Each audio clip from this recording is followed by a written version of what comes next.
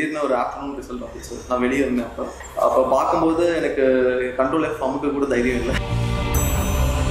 உங்களுடைய முதல்வன் என்றைக்குமே ஜெயிச்சிருவாருன்னு எனக்கு ஒரு நம்பிக்கை. உங்களுடைய ஆசீர்வாதத்தினால இந்த நீங்கள் குழந்தையிலேருந்தே எதிர்பார்த்தீங்களா நம்ம பையனை கலெக்டராக கொண்டு வரதா? ஆகணுமோ அது நீ டிசைட் பண்ணிக்கோ. எல்லா ஃபினான்சியல் சப்போர்ட் கண்டிப்பாக. யூபிஎஸ்சி ஜேர்னி அப்படிங்கிறதே அப்படிதான். ஒரு ஆளை தனியாக எதுவும் பண்ண முடியாது, நிறைய பேர் சப்போர்ட் தேவைப்படும். ஸோ எங்கள் அப்பா அம்மாட்ட பெர்மிஷன் கேட்டேன் ஃபர்ஸ்ட். அம்மா டக்குனு ஓகே சொல்லிட்டாங்க. அப்பா வந்து ரொம்ப கொஞ்சம்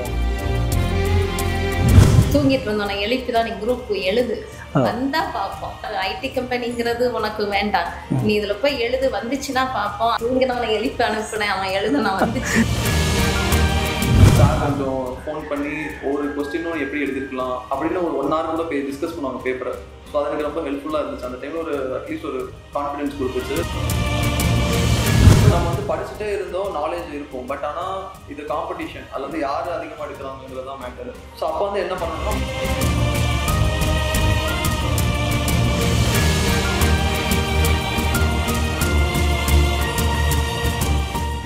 hello UPSC civil services exam clear பண்ணுறது அப்படிங்கிறது, ஃபைனல் லிஸ்ட்டில் ஒரு ரேங்கோட ஒரு நல்ல பொசிஷன் கிடைக்கிறது அப்படிங்கிறது வந்து அவ்வளோ ஈஸி கிடையாது. ஸோ அந்த மாதிரி இந்த வருஷம் நம்ம ஸ்டூடெண்ட் கோகுல் அவர் வந்து பார்த்திங்கன்னா ஆல் இண்டியா ரேங்க் 424 எடுத்திருக்காரு. அவரோட எக்ஸ்பீரியன்ஸ், அவரோட ஜர்னி, இந்த யூபிஎஸ்சி சிவில் சர்வீசஸ் எக்ஸாமில் அவரோட ஜர்னி என்ன, அவரோட அந்த ட்ராவல் என்னன்னு நம்ம கேட்டு தெரிஞ்சுக்க போகிறோம். அண்ட் அவங்க பேரண்ட்ஸும் இருக்காங்க, அவங்கக்கிட்டேயும் நிறைய விஷயம் நம்ம கேட்டு தெரிஞ்சுக்க போகிறோம். அண்ட் இது வந்து நிறைய ஆஸ்பிரன்ஸ்க்கும் ரொம்ப யூஸ்ஃபுல்லான ஒரு கண்டென்ட்டாக இன்ஃபர்மேட்டிவாக இருக்கும். Congrats mister Gokul, congrats. அம்மா வணக்கங்கம்மா. அப்பா வணக்கம். ஸோ கோகுல், அந்த ஃபைனல் பிடிஎஃப் லிஸ்ட்டில் வந்துட்டு பார்த்திங்கன்னா நம்ம நேம், நம்ம ரோல் நம்பர் வருது அப்படிங்கிறது வந்து அது எப்பவுமே கடைசி நிமிஷம் வரைக்கும் ஒரு திக் மொமெண்ட்டு தான். ஏன்னா நான் அந்த பெயின் அண்டர்கோ பண்ணியிருக்கேன். அந்த ஃபைனல் பிடிஎஃப் ஓப்பன் பண்ணிவிட்டு அப்படியே ஸ்க்ரோல் பண்ணி கண்ட்ரோல் எஃப் போட்டு நம்ம ரோல் நம்பர் பார்த்து வர்ற வரைக்கும் ஒரு திக் மொமெண்ட்னு ஒன்று இருக்கும் இல்லைங்களா? ஸோ அந்த எக்ஸ்பீரியன்ஸுன்றது அது யாராலையும் அது என்ன சொல்லுது, நம்மளாம் எக்ஸ்பீரியன்ஸ் பண்ணால் தான் முடியும். அது உணரக்கூட மற்றவங்களால முடியாது. நீங்கள் அப்படி ஒரு எக்ஸ்பீரியன்ஸ் ஒன்று அண்டர்கோ பண்ணியிருப்பீங்க இப்போ இந்த ரிசல்ட் வந்தப்போ. ஸோ அந்த மொமெண்ட்டை கொஞ்சம் அப்படியே ப்ரீஃபாக சொல்லுங்கள். அந்த திக் மொமெண்ட், அந்த பிடிஎஃப் ஓப்பன் பண்ணி உங்கள் நேம், உங்கள் ரோல் நம்பர் வந்ததா வரலையான்னு தெரிஞ்சுக்கிற அந்த ஒரு மொமெண்ட். How was it? சொன்ன மாதிரி அது ஒரு ரியலி நம்மளால எக்ஸ்பெக்ட் பண்ணிட்டு இருந்த மொமெண்ட்டு. எனக்குமே அந்த ஒரு 2 days முன்னாடி வரைக்கும் எனக்கு ஒழுங்காக ஸ்லீப் இல்லை, எதுவுமே ஓடலை, அந்த மாதிரி இருந்துச்சு. ஓகே. பட் திடீர்னு ஒரு ஆஃப்டர்நூன் ரிசல்ட் வந்துச்சு. நான் வெளியே இருந்தேன். ஓகே. அப்போ பார்க்கும்போது எனக்கு கண்ட்ரோல் எஃப் அமுக்க கூட தைரியம் இல்லை. ரேங்க் வந்துருச்சு, பேர் வந்துருச்சு அப்படின்னு ரொம்ப ஹாப்பியாக இருந்துச்சு. உடனே அப்பா கால் பண்ணி நான் சொன்னேன். ஆமாம், இப்போ அவர் வந்து ஃபஸ்ட்டு உங்ககிட்ட ஷேர் பண்ணியிருப்பார்ல அந்த மொமெண்ட். அப்போ உங்கள்கிட்ட ஷேர் பண்ணியிருப்பார் இல்லைங்களா?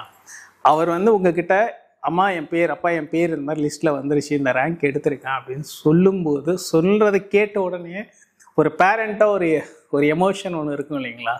ஸோ அது எப்படி சந்தோஷமாக இருக்குது. ஏன்னா அவங்க வந்து ரொம்ப ஸ்ட்ரகிள், ரொம்ப போராட்டம் தான், ரொம்ப கஷ்டப்பட்டு படித்தார். அதனால் அவர் சொல்லும்போது ரொம்ப ஹாப்பியாக இருந்துச்சு. சந்தோஷம். அப்போ உங்களுக்கு எப்படி பாருங்க அந்த எக்ஸ்பீரியன்ஸ்? அதே இல்லை, நான் நேரத்தில் சாப்பிட்டு இருந்தேன். சொன்னோம், எனக்கே ஒரு சந்தோஷமாயிருச்சு. என்னுடைய முதல்வன் என்றைக்குமே ஜெயிச்சிருவாருன்னு எனக்கு ஒரு நம்பிக்கை. ஓகே. உங்களுடைய ஆசீர்வாதத்தினால இந்த ஸ்டடியோடைய சென்டர் எல்லாரும் நல்லா இது பண்ணி அவங்க கோப் பண்ணியிருக்கீங்க. ஓகே. அதனால அவருக்கு ஒரு இந்த நேரத்தில் ரொம்ப சந்தோஷமாக தான் இருந்துச்சு எனக்கு. ஓகே. உங்களையே அந்த ஸ்டடி சென்டர் நினச்சிக்கிட்டேன். சரிங்கப்பா. ஃபைன். ஆமாம், இப்போது கோகுல் வந்து ஐஏஎஸ் ஆகணும், கலெக்டர் ஆகணும் அப்படின்ற ஒரு விஷயத்த நீங்கள் குழந்தையிலேருந்தே எதிர்பார்த்தீங்களா? நம்ம பையனை கலெக்டராக கொண்டு வரதா நம்மளோட லட்சியம், இலக்கு அப்படின்னு நினைச்சிங்களா? சின்ன வயசுல இருந்தே அவனோட விருப்பம் தான். அவரோட என்னவா ஆகணுமோ அது நீ டிசைட் பண்ணிக்கோ. எல்லா ஃபினான்சியல் சப்போர்ட் கண்டிப்பா.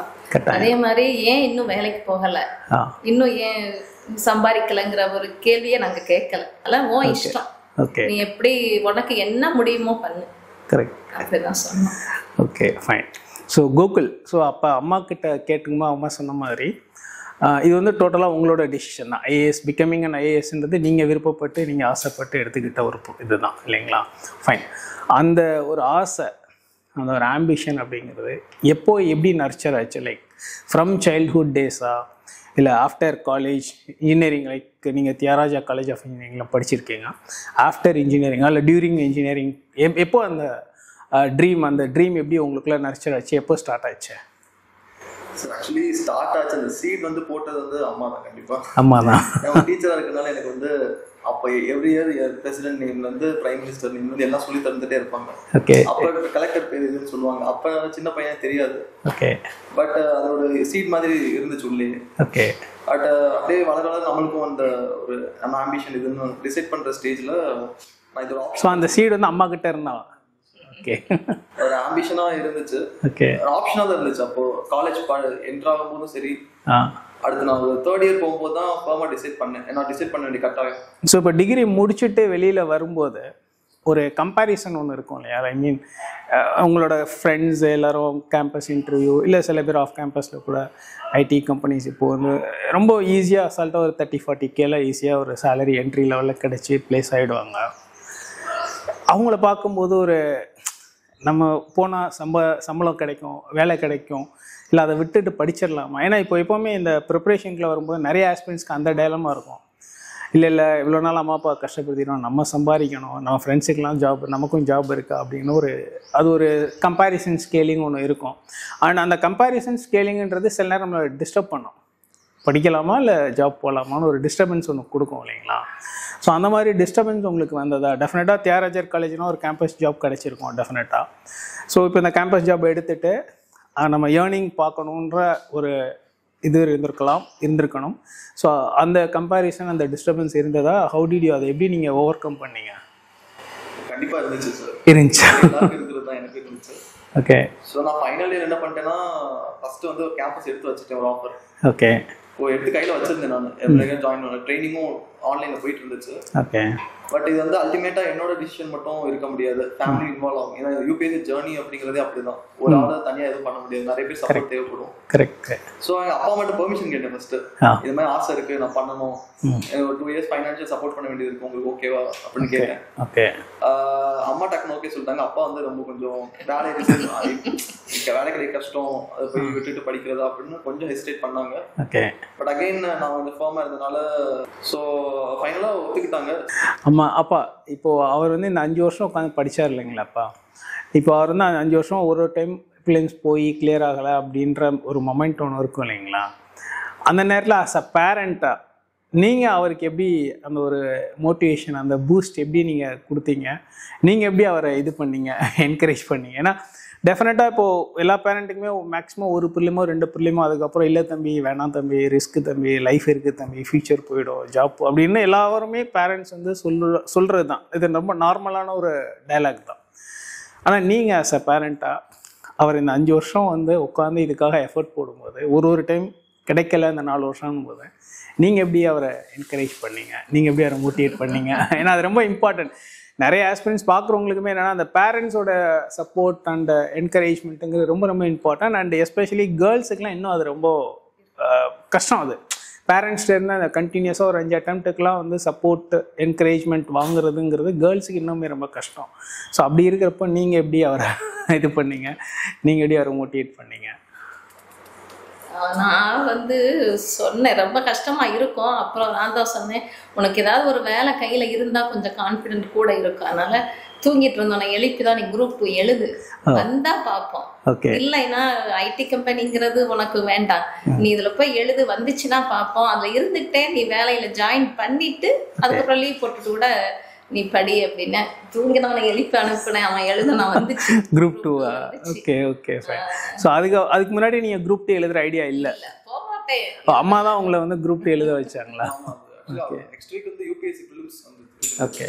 ஸோ எந்த year? 22 21. Okay. So UPSC films first 5 days முன்னாடி எதுக்கு படிக்காத எக்ஸாம் நம்ம போய் எழுதி ரிஸ்க் எதுக்குன்னு யோசிச்சுட்டு இருந்தேன்.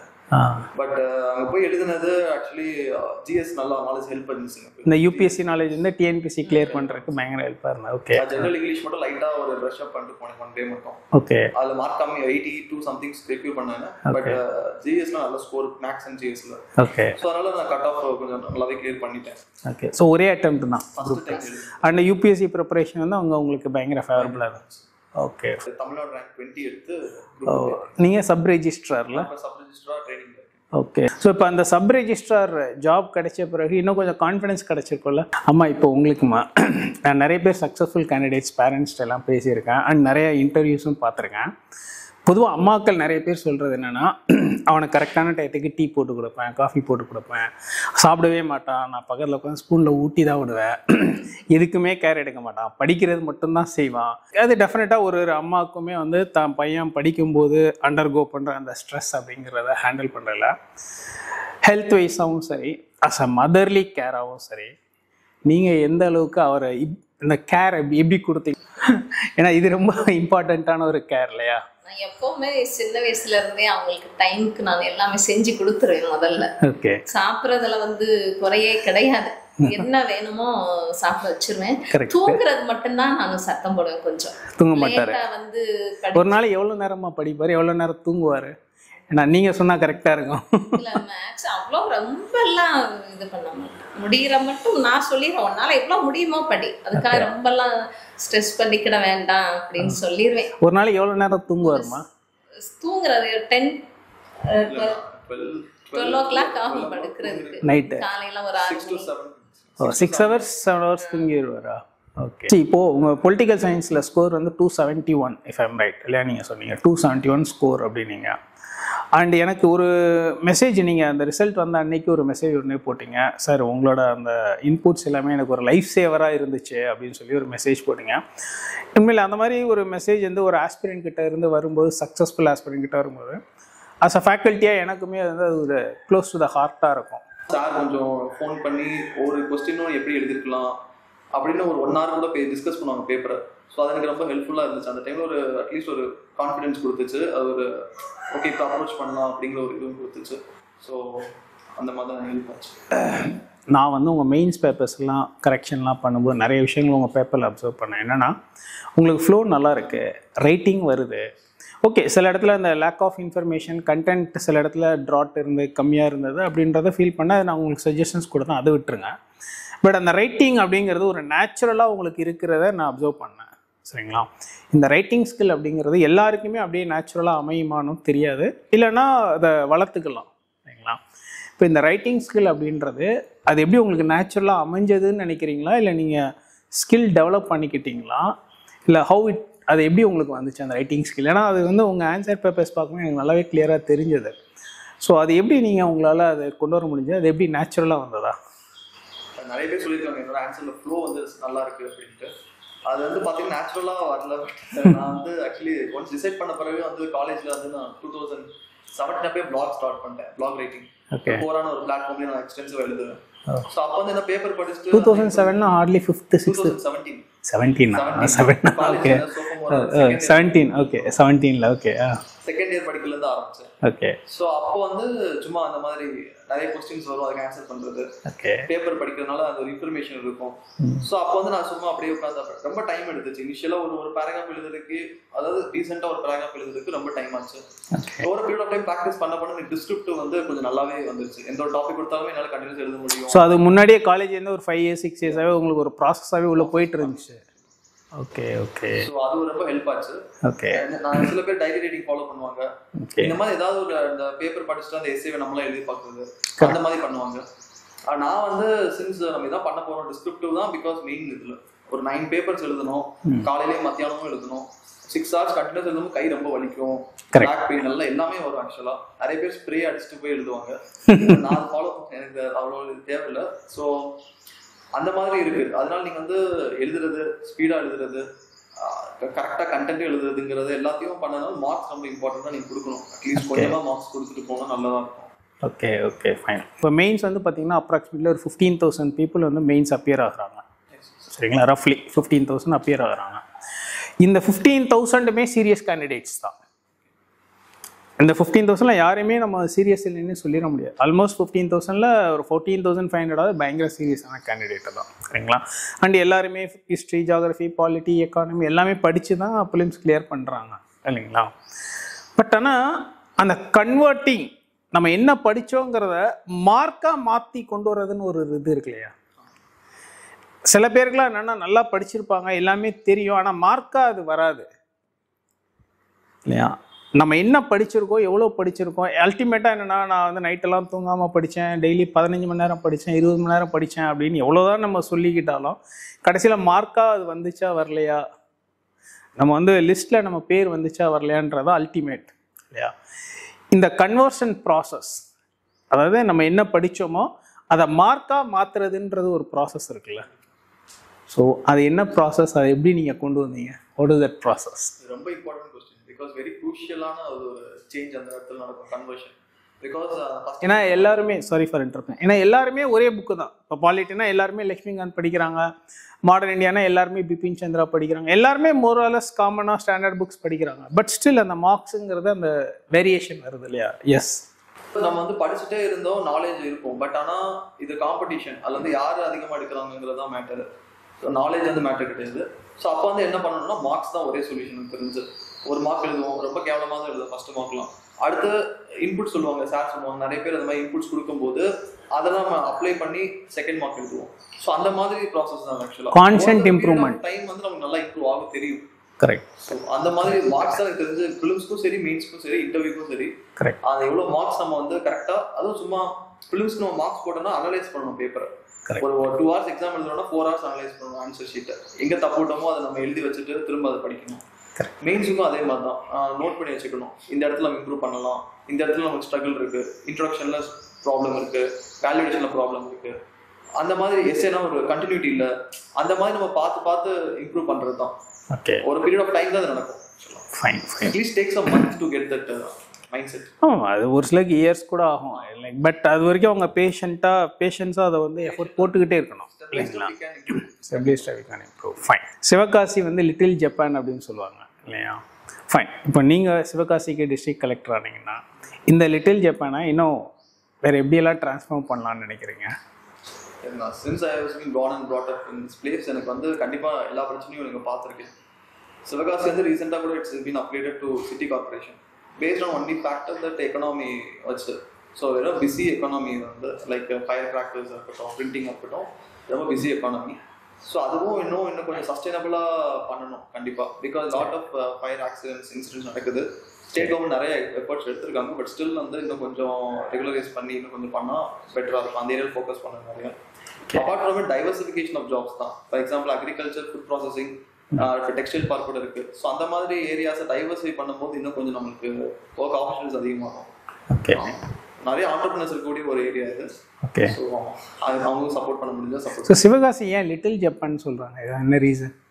சேம் தான் ஆக்சுவலாக. அந்த பிஸியாக இருக்கு, எல்லாரும் பிஸியாக ஒர்க் பண்ண ஜப்பானில் அப்படி தான் இருப்பாங்க. பிஸி ஒர்க் ஷெடியூல் ஒர்க்காக இருப்பாங்க.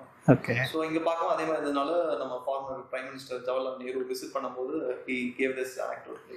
ஓகே. அம்மா அப்பா, நீங்கள் உங்கள் பையனுக்கு என்ன சொல்ல விரும்புகிறீங்க? அப்பா நீங்கள் ஃபஸ்ட்டு அவருக்கு என்ன சொல்ல விரும்புகிறீங்க சொல்லுங்கள். அடுத்த அம்மா நீங்கள் என்ன சொல்ல விரும்புகிறீங்க நீங்கள் சொல்லுங்கள். அது என்னை பொறுத்தளவில் எனக்கு ரொம்ப ரொம்ப ஒரு யூபிஎஸ்சில் செலக்ட் ஆகிடுவார். செலக்ட் ஆனது வந்து எனக்கு ரொம்ப சந்தோஷம். பட் நான் வந்து ஃபைனான்ஸ் லெவலில் நான் சப்போர்ட் பண்ணுவேன். ரெண்டாவது நம்ம அரசும் கொஞ்சம் சப்போர்ட் பண்ணிச்சு. இதுக்கு முழுக்க அவருக்கு கைடுனா உங்களை மாதிரி இப்போ நீங்கள் எப்படி கேள்வி கேட்டு இன்டர்வியூ மாதிரி நடத்துகிறீங்களோ அதே மாதிரி என்னுடைய துணையார் வந்து கேள்வி கேட்பாங்க. அவனுக்கு இன்டர்வியூ சில ஆறுதலெல்லாம் சொல்லுவாங்க. நான் ரொம்ப அந்த மாதிரி சொல்ல மாட்டேன். எனக்கு வெளியே வேலை சொல்லிட்டு அவங்க வந்து ஃபுல் அண்ட் ஃபுல்லு பையனுக்கு என்ன சொல்லணுமோ, அந்த எஜுகேஷனுக்கு என்னெல்லாம் அவனை எப்படியெல்லாம் கொண்டு வரணுமோ அந்த மாதிரி அவன் மைண்ட் செட்டை மாற்றி கொண்டு வந்துடுவாங்க. அவங்க திறமை அது. ஏன்னா அவங்க ஸ்கூல்ல ஒர்க் பண்றது அதே மாதிரி தான்.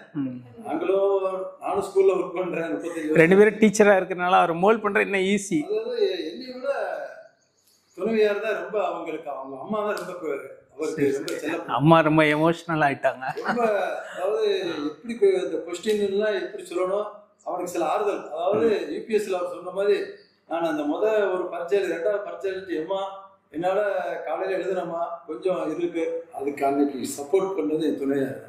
தம்பி என்ன வந்தாலும் சரி தம்பி, பிரச்சனை இல்லை, என்கிட்ட சொல்லுவாங்க இந்த மாதிரி சொல்றாப்புல கோகுல் சரிம்மா நீ பேசிடுமா அப்படின்னு நானும் சொல்லுவேன். ஏன்னா நான் பேசினா அவருக்கு நான் கொஞ்சம் அவங்க கொஞ்சம் தாயை வந்து கொஞ்சம் அந்த தாயினை குணத்துல பேசுவாங்க. கரெக்ட். அந்த மதர்லி கேர் பேசிடுவோம். அதனால நான் வந்து அவங்களே விட்டுரும் எதுனாலும். கரெக்ட். அவங்க வந்து அந்த இதா பேசி பக்குவமா கொண்டு வந்து அவருக்கு எவ்வளவு சப்போர்ட் பண்ணுமோ அவ்வளவு சப்போர்ட் ஃபுல்லா அவங்க அம்மா தான், தாய் தான். நான் வந்து ஃபைனான்சியல் சப்போர்ட் ஃபுல்லா அவருக்கு. ஆமா, நீங்க அவருக்கு என்னமா சொல்ல விரும்புறீங்க? அவருக்கு ஒரு லைக் இப்போ சக்சஸ்ஃபுல்லா வந்துட்டாரு, ஜெயிச்சிட்டாரு, இப்போ நீங்க அவருக்கு என்ன சொல்ல விரும்புறீங்கம்மா? அவன் வந்து அவன் லட்சியத்துல ஜெயிச்சுட்டான், கனவு நிறைவேறிடுச்சு. ஆனா அவன் வந்து பப்ளிக்கு வந்து நல்லா சர்வீஸ் பண்ணணும்.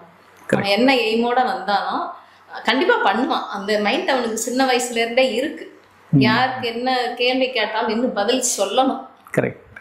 எல்லாருக்குமே அதுதான் நம்மளோட லட்சியமே. கரெக்ட். அது செய்யணும். சரிங்கம்மா, ரொம்ப சந்தோஷம். அண்ட் டெஃபினட்டாக எனக்கும் கோகுல் மேலே அதிகமான ஒரு எதிர்பார்ப்பும் நம்பிக்கை இருக்குது. நான் அவர் வந்து டெஃபினட்டாக அந்த சொசைட்டிக்கு நிறைய விஷயம் நல்லது பண்ணுவார். ஏன்னா அவர்கிட்ட அந்த ஒரு கம்பேஷனேட் ஆட்டிடியூட் இருக்குது. ஏன்னா நான் அவர்கிட்ட நிறைய டைம் அவர்கிட்ட இன்ட்ராக்ட் பண்ணும்போது எனக்கு அதை ஃபீல் பண்ண முடிஞ்சது. ரொம்ப பொலைட்டாக, ரொம்ப சாஃப்டாக, ரொம்ப ஷெட்லாக, எப்போவுமே ஸ்மைலி ஃபேஸ். நான் சில நேரம் அவர் திட்டியிருக்கேன், அப்போ கூட வந்து yes sir, I will correct it sir அப்படின்னு தான் சொல்லுவார். அந்த ஸ்மைலி ஃபேஸ்லாம் எல்லாருக்கும் வரவே வராது. இன்ஃபேக்ட் சில ஆஸ்பிரன்ஸ்லாம் சார் என்னை திட்டாருன்னு வெளியில் போய் புலம்புவாங்க. பட் ஆனால் அவர்கிட்ட அந்த ஒரு எதையுமே ஒரு பாசிட்டிவாக எடுத்துக்கிற ஒரு சொல்லதான் செய்வேன். இப்போ நானே ஒரு பையனை திட்டுறேன்னா அவன் நல்லா வரணுங்கிறதுக்காக தான் சொல்றேன். அதனால சொல்லுவேன், நல்லதெல்லாம் எடுத்துக்கிடணும். இல்லை அவர்கிட்ட எப்போவுமே அந்த ஸ்மைலி ஃபேஸ் வந்து ஒரு பெரிய ப்ளஸ் பாயிண்ட். நான் அவர்கிட்ட ஈவன் சொன்னேன், நீங்கள் இன்டர்வியூ பண்ணி உங்களுக்கு பெரிய ப்ளஸ் பாயிண்ட்டு உங்கள் ஃபேஸ் தான் அப்படின்னு சொல்லுவேன். ஸோ டெஃபினட்டாக அவர் வந்து சொசைட்டிக்கு ரொம்ப நல்லது பண்ணுவாங்க. எனக்கும் அந்த நம்பிக்கையும் எதிர்பார்ப்பு இருக்குங்கம்மா. ரொம்ப சந்தோஷம் உங்களை வெயிட் பண்ணலை. வாழ்த்துக்கள் Gokul. I wish you all the very best your career also. Okay, தேங்க்யூம்மா.